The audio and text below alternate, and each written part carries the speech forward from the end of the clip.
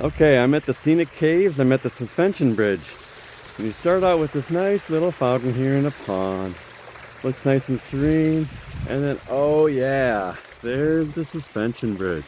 So I'm gonna take you across it. It's gonna be a little bit long because it's a pretty long suspension bridge.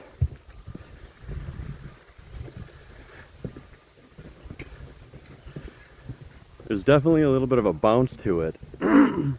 Every step you can kind of feel it mush a little bit because we're only suspended by wire at this point.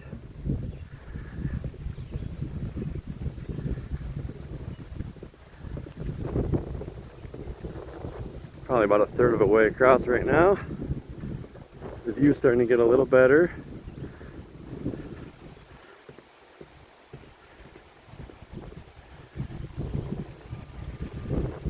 As we get to about the halfway point, you got a really cool tree canopy here. Oh, it's bouncing a little bit side to side too.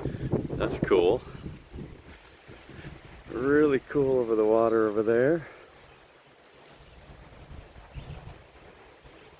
That's where we were. And then we're gonna head back in this direction and we'll keep going. And going. And going.